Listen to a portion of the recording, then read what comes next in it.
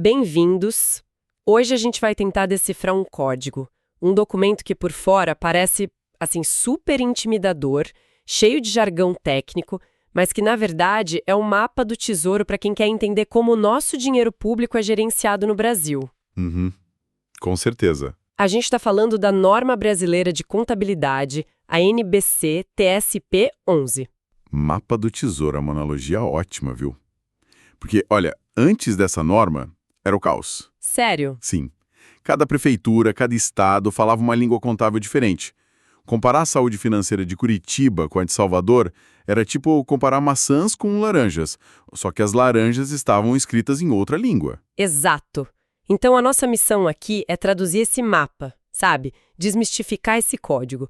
Usando a própria norma como nossa fonte, a gente vai extrair as chaves que abrem as portas da transparência. Aham. E nos permitem entender se os recursos públicos estão sendo bem cuidados. A ideia é transformar esse emaranhado de regras em algo que faça sentido no mundo real. E o princípio por trás de tudo isso é uma única palavra: comparabilidade. A norma, que é baseada em padrões internacionais, foi criada para que todo mundo use a mesma régua. Certo. Para que um cidadão, um jornalista ou até um investidor possa olhar os relatórios de diferentes entidades do governo ou da mesma entidade ao longo dos anos e as coisas, façam sentido. É a base para a prestação de contas. Ok, vamos começar a decifrar isso então. A primeira pergunta que me vem à mente é: quem é o público desse mapa do tesouro? Boa. Ele é feito para outros contadores do governo numa espécie de clube fechado ou é para gente como eu e quem está nos ouvindo? A norma fala em demonstrações de propósito geral. Essa é a beleza da coisa. Propósito geral significa que é exatamente o oposto de um clube fechado. Ah, que bom. É para todo mundo que não tem o poder de bater na porta do prefeito e dizer: me faça um relatório customizado. A norma diz que os usuários são os contribuintes, os parlamentares, os credores, fornecedores, a mídia, os servidores públicos, a sociedade, basicamente. Exatamente, a sociedade. Entendi. Então a ideia é que qualquer pessoa possa pegar esse documento e tirar as suas próprias conclusões. Mas que tipo de conclusões? O que eu deveria ser capaz de entender lendo um relatório desses? Se o governo está rico ou pobre? É mais profundo que isso. Sim, você vai ver a condição financeira, o famoso rico ou pobre, mas a finalidade principal é avaliar o desempenho. E aqui está o pulo do gato. Desempenho no setor público não é só ter lucro ou prejuízo. Não. A norma nos orienta a olhar para os custos dos serviços, a eficiência da máquina pública e se os objetivos que foram traçados foram de fato alcançados. Ah, isso é muito interessante. Então não é só sobre o dinheiro, mas sobre o que o dinheiro fez. Exatamente. E tem mais. Esses relatórios também devem ter uma função preditiva. Eles nos ajudam a antecipar quais recursos serão necessários no futuro, sabe? Quais os riscos financeiros que uma cidade ou estado enfrenta. Aham. E, o mais importante, para o controle social. Servem para verificar se o dinheiro foi gasto de acordo com o orçamento aprovado por lei. É a prova dos 9 da gestão pública. Certo. Então, o mapa é para todos e serve para mostrar o desempenho e o cumprimento das regras. Agora, vamos abrir esse mapa. Se eu pegar um relatório financeiro completo de uma entidade pública, o que eu vou encontrar lá dentro? Quais são as peças desse quebra-cabeça da transparência? A norma exige um kit de transparência obrigatório. São basicamente 6 componentes essenciais. O primeiro é o balanço patrimonial. Ok. Gosto de pensar nele como uma foto da entidade num dia específico, geralmente 31 de dezembro. Uma foto. Isso. De um lado, tudo que ela tem, os ativos, do outro, tudo que ela deve, os passivos. A foto da saúde financeira. Ok, o que mais vem no kit? Depois vem a demonstração do resultado. Se o balanço é a foto, essa aqui é o filme do ano. Ah, boa analogia. Ela mostra o desempenho ao longo do período, se as receitas foram maiores que as despesas, gerando um superávit.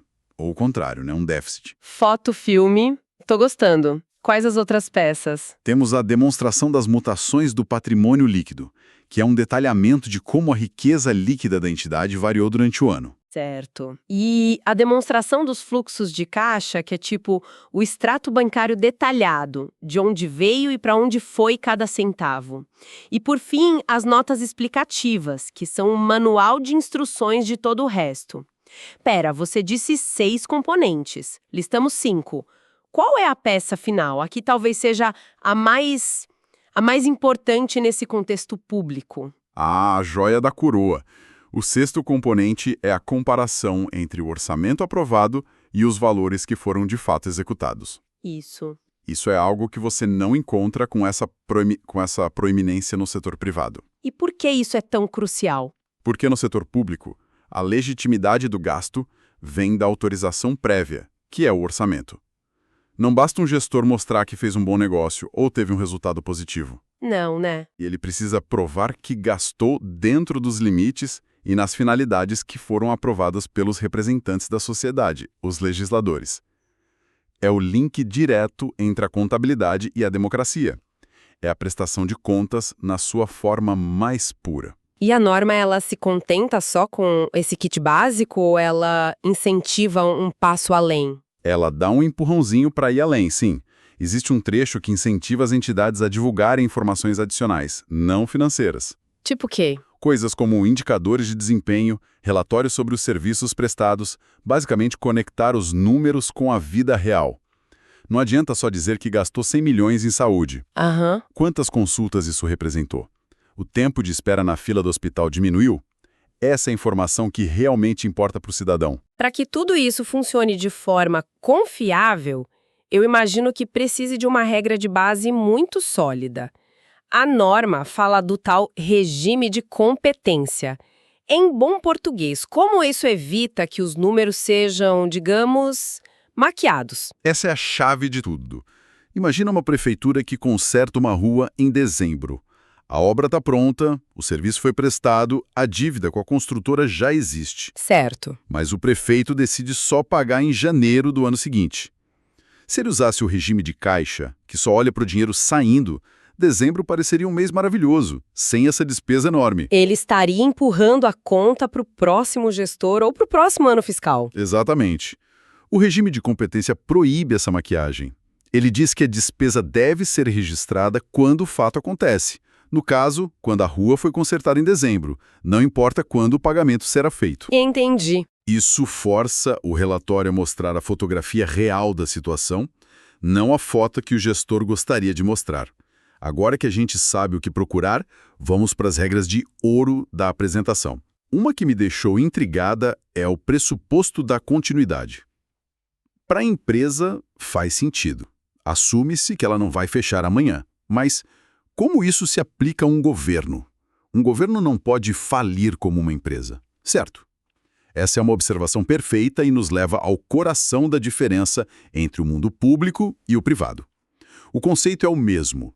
Presume-se que a entidade vai continuar operando. Mas a aplicação é um universo à parte. Como assim? A norma traz um ponto que é um verdadeiro paradoxo. Tô curiosa. Qual seria? É o seguinte.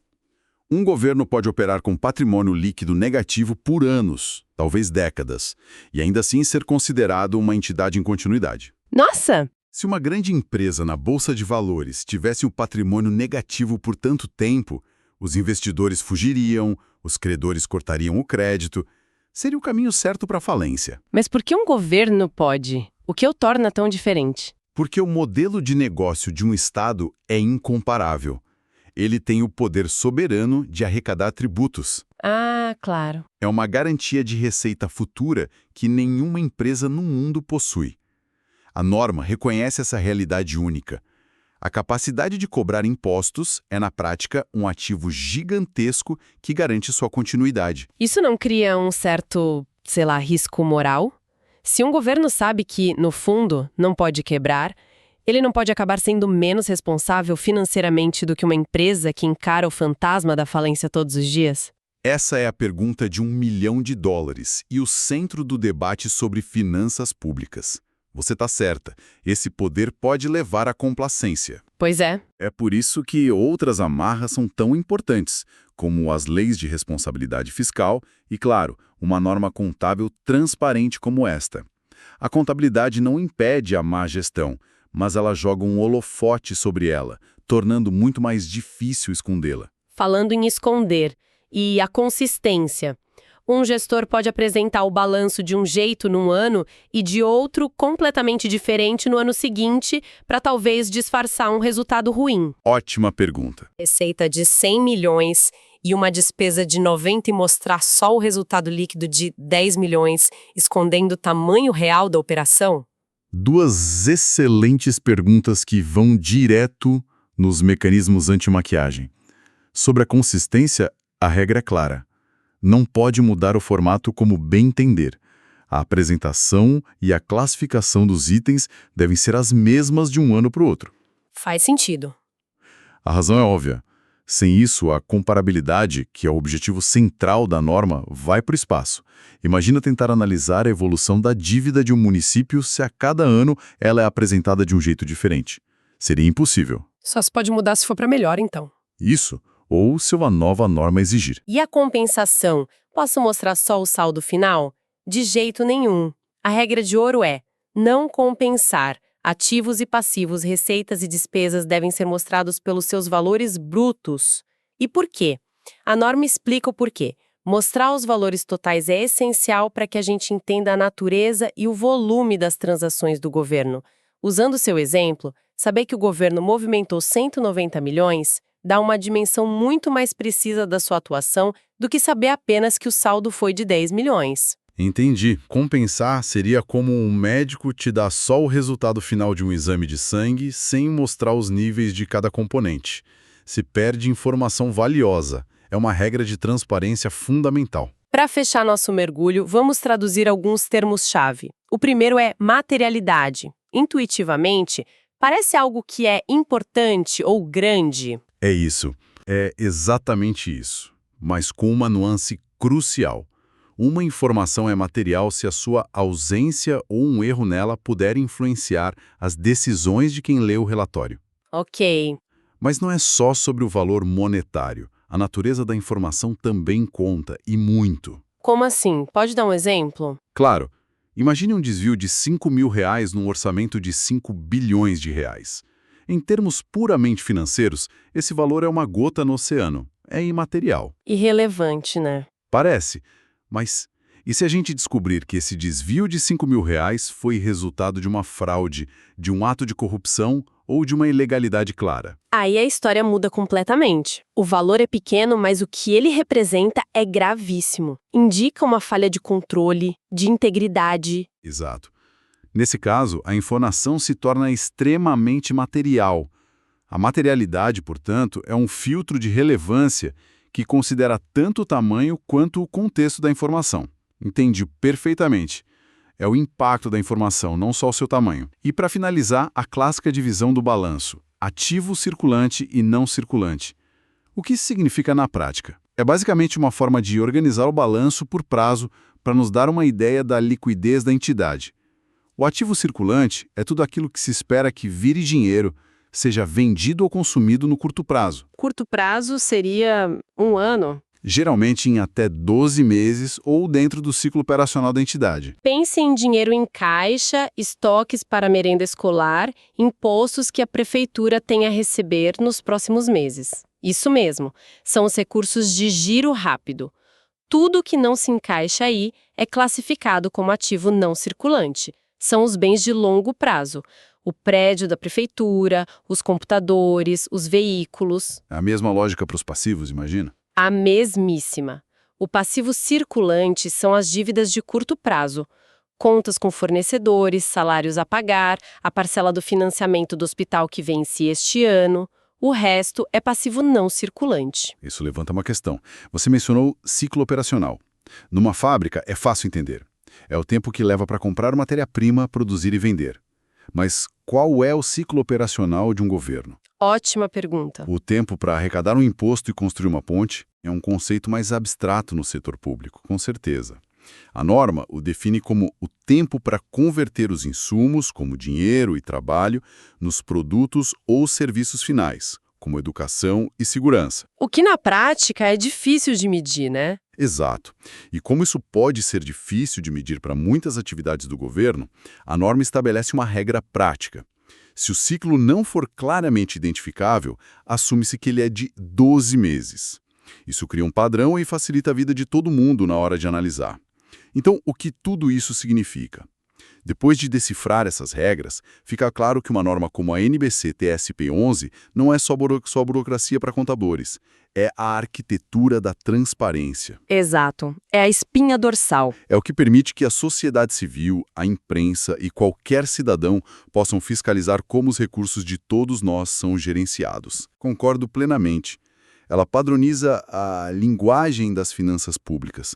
Ao fazer isso, ela nivela o campo de jogo da informação e torna o diálogo entre governo e cidadãos mais objetivo, baseado em dados consistentes. Sem uma linguagem comum, não tem diálogo, né? Só confusão. E para encerrar, fica uma reflexão inspirada naquele ponto que a gente falou sobre ir além do básico. A norma incentiva, mas não obriga, a divulgação de informações não financeiras. Os indicadores de desempenho, os relatórios. Isso. A reflexão que fica é o quão mais poderosa e completa seria a prestação de contas se, ao lado de cada número financeiro, fosse obrigado a apresentar o impacto real daquele gasto na vida das pessoas. Seria uma revolução na transparência.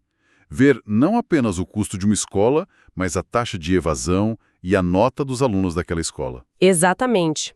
Não só o valor gasto em segurança, mas a variação nos índices de criminalidade daquele bairro. Talvez o próximo grande passo da transparência seja exatamente este: conectar de forma inseparável cada real do orçamento a um resultado concreto para a sociedade. Seria o ideal. Fazer com que o mapa do tesouro não mostre apenas onde o dinheiro está, mas o que ele de fato construiu.